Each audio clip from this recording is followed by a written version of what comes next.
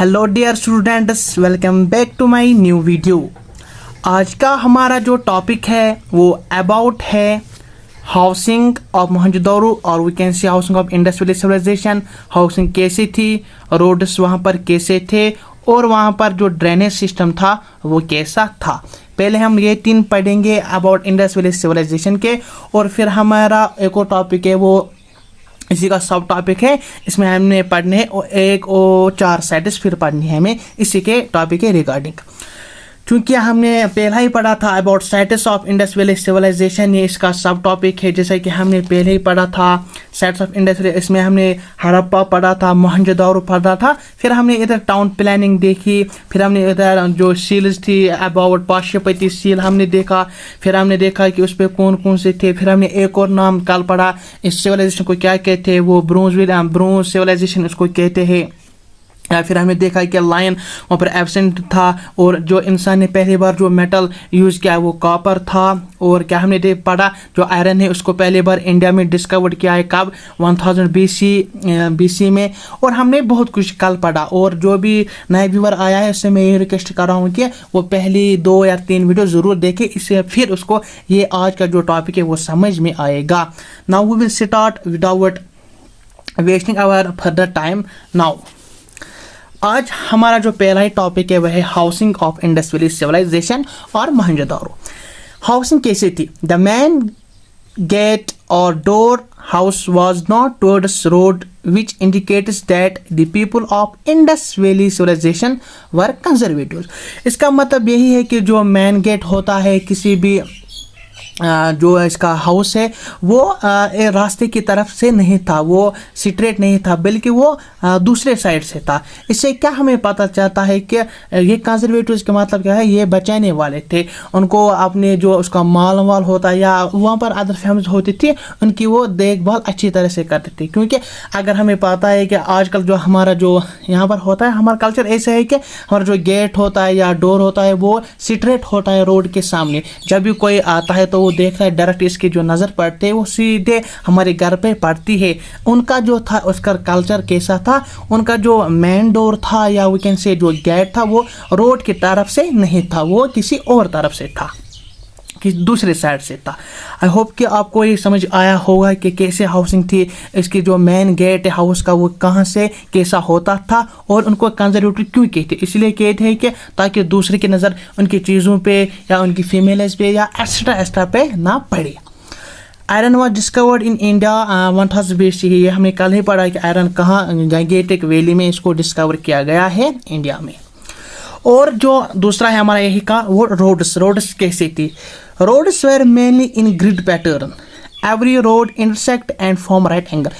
जो रोड्स थे वो कैसे थे, वो ग्रिड पैटर्न थे। ग्रिड पैटर्न मतलब क्या है? ग्रिड पैटर्न मतलब कि जो रोड से वो अगर एक रोड फॉर एग्जांपल एक रोड यहाँ से निकलता है, फिर दूसरा जो था वो ए से निकलता था, फिर क्या बनता था इधर, तीसरा इधर से, मसलन इधर से, चौथा इधर से, मिसाल 5वां फिर इधर से या इधर से आते थे, फिर इधर से राइट एंगल, फिर इधर से आई थिंक ऐसे लेंगे। देखो कैसे राइट एंगल, राइट 90 डिग्री बात। और जो यहाँ पर जो सड़कें फिर बचती थी, इधर से कुछ एरिया बचता या इधर से कुछ एरिया बचता था, यहाँ पर इनकी बस्तियाँ होती थी या मार्केट होती थे। आई होप कि आपको समझ आया होगा कि ग्रिड पैटर्न किसे कहते हैं। ग्रिड पैटर्न उस रोड को कहते हैं जो आपस में जब इंटरसेक्ट करते हैं तब वो 90 डिग्री बनाते हैं, 90 डिग्री एंगल बनाते हैं। आपको पता होगा 90 डिग्री कैसे, ऐसे रोड नहीं थे, अगर ऐसा रोड ऐसा फिर रोड नहीं था जो जस्ट लाइक सर्कल टाइप बना, ऐसा नहीं था। रोड ऐसा था, फिर ऐसे इंटरसेक्ट होता था रोड्स। इसी को कहते हैं ग्रिड पैटर्न। जी ये हो गया डन। अब हमारा जो एक और टॉपिक है वो है ड्रेनेज सिस्टम। ड्रेनेज सिस्टम क्या है, कैसा था उनका? Was well planned. पहले हम देखेंगे ड्रेनेज सिस्टम कहते हैं किसे कहते हैं। ड्रेनेज सिस्टम मतलब कि जो घर का जो वाटर जमा होता है, वेस्ट वाटर या और कुछ होता है, कुछ वाटर होता है, फिर उसको हम कैसे ड्रेन करें, कैसे अपने घर से हम निकालें, कहाँ से निकालें, जिससे हम निकालते हैं उसको हम कहते हैं drainage system. It was mainly underground. जो ड्रेनेज सिस्टम था, आजकल भी अंडरग्राउंड होता है, क्यों मेनली जो ड्रेनेज सिस्टम था वो अंडरग्राउंड था। अब इमेजिन कर सकते उस टाइम ड्रेनेज सिस्टम था। आज हम अब अपनी तरफ देखेंगे या सिटीज़ की तरफ नहीं, या हम देखेंगे गाँव की तरफ, वहाँ पर अभी भी ड्रेनेज सिस्टम नहीं है। देखो इंडस वैली सिविलाइजेशन कब थी, इसका टाइम पीरियड कब था, 2600 BC से पहले ये इंडस वैली सिविलाइजेशन थी, इसके टाइमलाइन वही थी। उस टाइम लोग ड्रेनेज सिस्टम का इस्तेमाल करते। लेकिन अगर आज देखें अपने गांव की तरफ या सिर्फ बहुत सारे सिटीज़ में भी हमारे पास अभी भी ड्रेनेज सिस्टम नहीं। आप इमेजिन कर सकते हैं कब कितने डेवलप्ड हुए होंगे ये। Indus valley civilisation was a contemporary civilisation of Mesopotamian civilisation. जो ये इंडस वैली सिविलाइजेशन है, ये कंटेम्पोरेरी मतलब हम असर, जब जिस टाइम से वो थी, जब वो एग्जिस्ट कर रही थी इंडस वैली सिविलाइजेशन, उसी टाइम मेसोपोटामियन सिविलाइजेशन भी थी। ये कहाँ पर, ये इंडियन सब कॉन्टिनेंट में थी। वो कहाँ, वो इराक, ईरान, सम और कुवैत में भी थी। वो आता है इंक्लूड वही होता है आजकल मॉडर्न डे में। उस टाइम वो सिविलाइजेशन भी थी एक ही टाइम में। उधर वो सिविलाइजेशन थी मेसोपोटामिया, इधर कौन थी, इधर थी इंडस वैली सिविलाइजेशन, एक ही टाइम में एग्जिस्ट कर रही थी। इसका कंटेम्पोरेरी मतलब का वही है, हम असर। जब ये तो ऑब्वियसली बात है, जब दो सिविलाइजेशन आपस में एक ही टाइम पे मौजूद हो, वो आपस में, ये ऑब्वियसली बात है कि वो एक दूसरे के साथ ट्रेड भी करते होंगी। These two civilization had trade relation also। ये तो पता है कि पॉसिबल है कि अगर दो सिविलाइजेशन वो आपस में ट्रेड भी कर सकती हैं। आई होप कि आपको ये पॉइंट भी समझ आया होगा।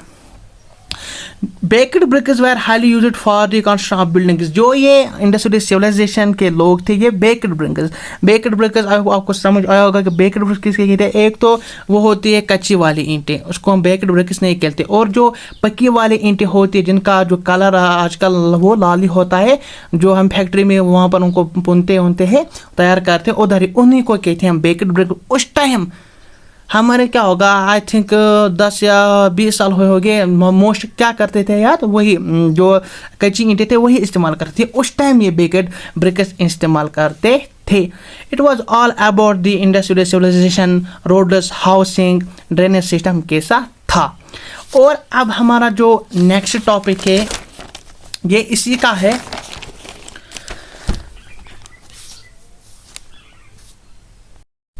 अब हमारा जो नेक्स्ट टॉपिक है वो about sites of Indus valley civilisation है, वो हमने पढ़ा है, 1 2 3 साइट्स हमने पढ़ी है।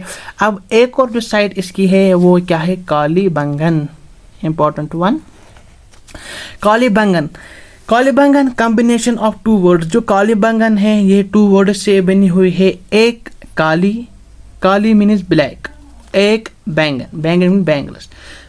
इसको क्या कॉम्बिनेशन में कहते हैं, कालीबंगन। जो एक कालीबंगन है ये साइट इंडस वैली सिविलाइजेशन की थी, और आजकल ये कहाँ है, मॉडर्न में राजस्थान में है।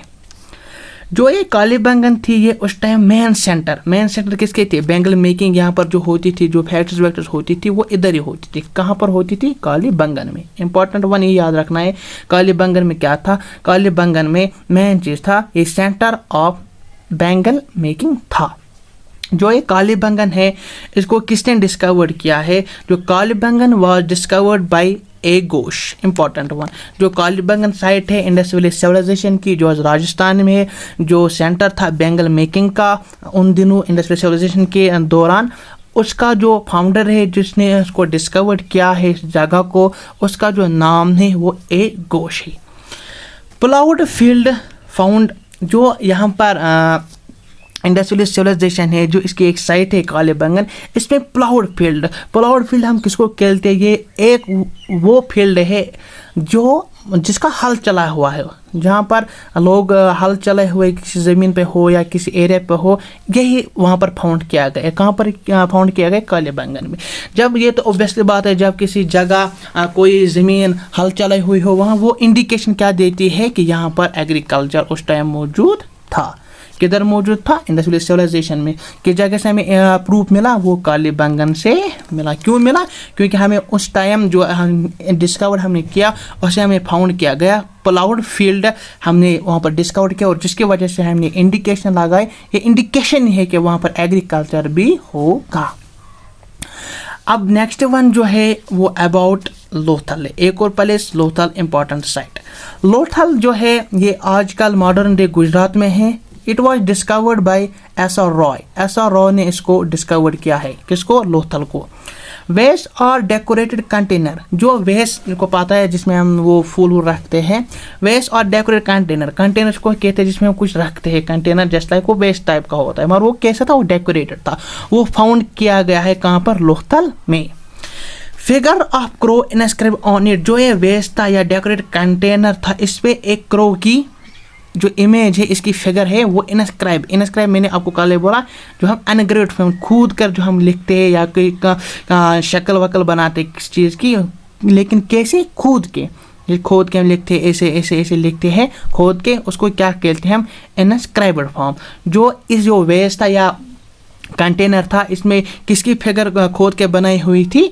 क्रो, फिगर ऑफ क्रो थी, जो हमें बताती है which tells us about the study of thirst crow. आपने पढ़ी होगी ये बचपन में, या जो छोटे छोटे क्लास है इसमें आपने पढ़ी होगी वो थर्स्ट क्रो की कहानी, जो हमें वो ये बात जो इंडिकेशन देती है, जो वहाँ पर इस पे वेस्ट पे जो क्रो बना हुआ था, वो हमें यही नॉलेज देता है कि it is about the study of thirst crow.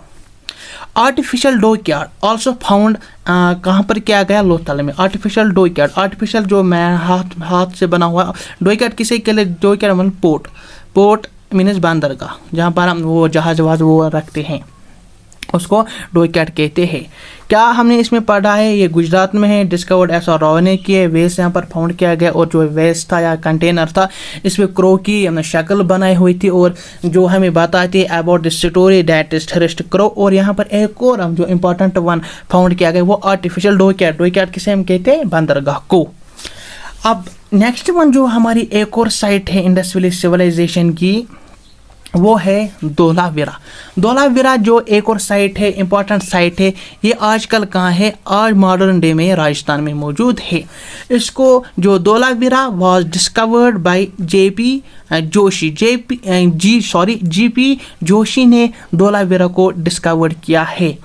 Terracotta figure found, जो यहाँ पर धोलावीरा है, यहाँ पर कुछ फिगर जो कुछ चीज़ें या कुछ थिंग्स यहाँ पर फाउंड की गई, लेकिन वो कैसी थी? वो टेराकोटा थी। टेराकोटा मतलब किले मेड थिंग, जो मिट्टी से बने हुए होते हैं, वही यहाँ पर थिंग जो वहाँ पर फाउंड की गई है। कहाँ पर? धोलावीरा में। आई होप कि आपको ये भी समझ आया होगा क्या Dholavira site of Indus valley civilisation है, मॉडर्न डे का है गुजरात में, और इसको डिस्कवर्ड किसने किया है? जेपी जोशी ने। जो इसके जो फाउंड क्या किया गया है? फाउंड है टेराकोटा फिगर्स। टेराकोटा किसको कहते हैं? वो थिंग्स जो मेड होती है किले से। किले कैसे कहते हैं? मिट्टी या मड को। अब जो नेक्स्ट वन है और जो लास्ट साइट है, इसकी लास्ट नहीं, जो ये इंपॉर्टेंट वन है जिसके बारे में क्वेश्चन ज़्यादा आते हैं, मैंने वही पढ़ा है। जो एक और साइट है वो है बानवाली। बानवाली एक और साइट है इंडस वैली सिविलाइजेशन की, जो और मॉडर्न डे में कहाँ है?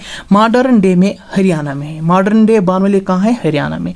डिस्कवर्ड बाय आर बिस्ट, जो बानवाली है इसको डिस्कवर्ड किया गया है बाय आर बिस्ट ने। टेराकोटा पुलो फाउंड किया गया है बानवाली एरिया में या बानवाली साइट में। आई होप डियर स्टूडेंट्स, आपको आज का जो टॉपिक हमारा था about sites of Indus valley civilisation और हाउसिंग हमने पढ़ी, इंडस वैली सिविलाइजेशन या रोड्स हमने पढ़े या ड्रेनेज सिस्टम पढ़ा, आई होप आपको ये सब कुछ समझ आया होगा। अब आपसे ये रिक्वेस्ट मैं फिर करता आ रहा हूँ, ज़्यादा से ज़्यादा मेरे से नोट बनाने की कोशिश करें, आपको फिर अच्छे से समझ आया होगा।